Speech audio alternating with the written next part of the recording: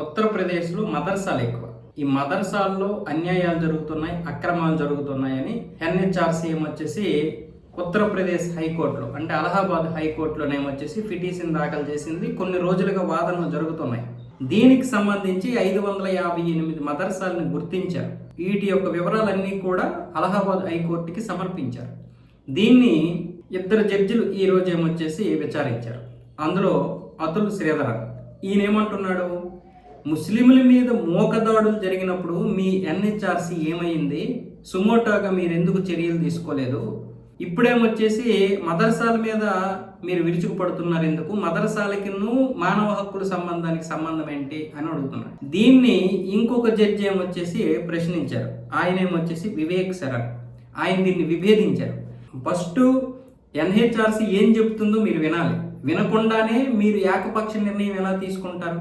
ఇప్పుడు national human rights commission ఏం చెప్పిందో మీరు వినకుండా నిర్ణయం తీసుకోవడం అనేది మీ తప్పు కదా. మీరు ఒక న్యాయమూర్తి కదా.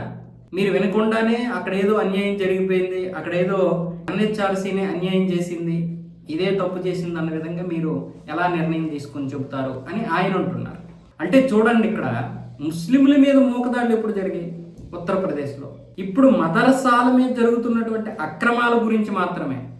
ఇక్కడ ప్రభుత్వం నిధులు మంజూరు చేస్తుంది, ఆ యొక్క నిధులు తింటూ వీళ్ళు విరుచుకుపడదు.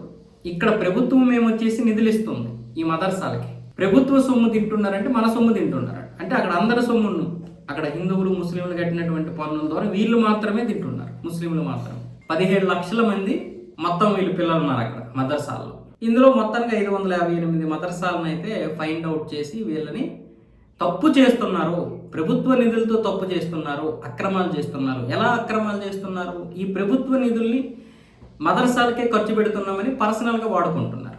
మదర్సాలు పెట్టకపోయినా అనేక మదర్సాలు, అంటే ఒక 10 మందిని పెట్టడం ఇదొక మదర్సా, మరొక 10 మందిని పెట్టడం అదొక మదర్సా అని పేరు చెప్పేసి, టీచర్లు ఉన్నారని చెప్పేసి ఎవరు లేకుండానే ఒక టీచర్ని పెట్టేసి వాళ్ళకి 5,000 10,000 జీతం ఇచ్చేసి మిగతాదంతా వీళ్ళు తినేస్తున్నారు. అంటే ఇక్కడ డబ్బు మొత్తం దుర్వినియోగమే అవుతుంది. మామూలుగా మదర్సాలకి సపరేట్గా డబ్బు ఇవ్వడమే కరెక్ట్ కాదు. అది కాకుండా మళ్ళీ వీళ్ళు మదర్సాల పేరు చెప్పి తినేయడం ఇంకొకటి. ఈ విధంగా డబ్బు అంతా వృధా అవుతుందని ఎన్హెచ్ఆర్సీ చెప్తుంది. మరి వీళ్ళను కూడా మాట్లాడనివ్వకుండా నోరు నొక్కేస్తుంటే స్వయంగా హైకోర్టులు సుప్రీంకోర్టులే ఇలా నోరు నొక్కేస్తే ఇంకెక్కడ చెప్తాం మనం? ఇంకా వాళ్ళకి బలం రాకుండా ఎలా ఉంటుంది? జరుగుతున్నటువంటి అన్యాయాన్ని కూడా ప్రశ్నించలేక ఎప్పుడో జరిగినటువంటి దాన్ని ఒక న్యాయమూర్తి లాంటి వాడే బయటికి తీస్తున్నాడు అంటే లోపల ఎంత కక్ష ఉందో చూడండి. ఏదో నేను ఎక్కబడి చేస్తున్నాను, ఏదో నేను ప్రపంచానికి మేల్కొల్పి ఒక తీర్పు ఇచ్చేస్తాను అనుకుంటారు వీళ్ళు. కానీ జరుగుతున్నటువంటి పరిణామాలు వీళ్ళకి గ్రౌండ్ లెవెల్లో జరుగుతున్న పరిణామాలు తెలియవు, వాస్తవంగా తెలియదు. నేను మాట్లాడుతున్నాను కదా, మనకు తెలిసిన సమస్యలు, మనము అనుభవిస్తున్నటువంటి సమస్యలు వీళ్ళు అనుభవించాలి. వీళ్ళకి సెక్యూరిటీతో కారుల్లో డైరెక్ట్ ఇంట్లోకి పంపించేస్తారు. వీళ్ళు పుస్తకాలు చదివినటువంటి దాన్ని చూసే చదువుతారు, వాళ్ళ చట్టాల్లో ఉన్నటువంటి దాన్నే చూసి తీర్పులు ఇస్తారు తప్ప గ్రౌండ్ లెవెల్లో ఏం జరుగుతుందన్నది వీళ్ళకి ఎప్పుడు తెలుస్తుంది. వీళ్ళు ఎప్పుడు చిన్నప్పుడు కష్టపడి చదువుకొని మొత్తానికి ఏదో న్యాయమూర్తులు అవుతారు. కానీ అది జరిగి ఇప్పుడు తరాలు మారిపోతాయి కాబట్టి అది మర్చిపోతారు. వీళ్ళ చిన్నతనం అంతా బహుశా మర్చిపోవచ్చు, లేదా అప్పుడు జరుగుతున్నటువంటి పరిణామాలు బయట పెట్టుకుంటారు. ఇప్పుడు బయట జరుగుతున్నటువంటి పరిణామాలు వీళ్ళకి తెలియదు. ఆ తెలియకుండానే ఇష్టం వచ్చినట్టుగా తీర్పులు చెప్పేస్తూ ఉంటారు. అదే కదా జరుగుతుంది. లేకపోతే ఎన్హెచ్ఆర్సీని మీరే విధంగా ఏకపక్షంగా నిర్ణయాలు తీసుకొని తప్పుపడతారు? జరుగుతున్నవన్నీ అన్యాయాలు, అక్రమాలు ఉన్నాయి, అక్రమాలకు సంబంధించి రుజువులు ఉన్నాయి. నీకు కావాల్సింది రుజువులు చూసుకొని విచారించాలి. అంతేగాని నువ్వు సమోటగా తీసుకోలేదు ఎందుకు, ముస్లింల మీద మోకదాడులు జరుగుతున్నప్పుడు కాబట్టి నేను ఈ కేసును తీసుకుని వాదించను, ఏ విధంగా తీర్పిస్తారు?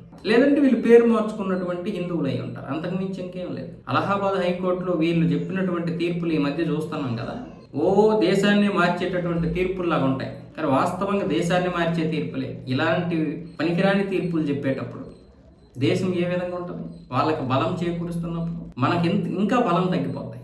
మనకి హైకోర్టులోనే న్యాయం జరగకపోతే ఇంక సుప్రీంకోర్టులో ఏం జరుగుతుందిలే అని ప్రజల్లో ఒక అలసత్వం కూడా వచ్చేస్తుంది, భయం కూడా మొదలవుతుంది.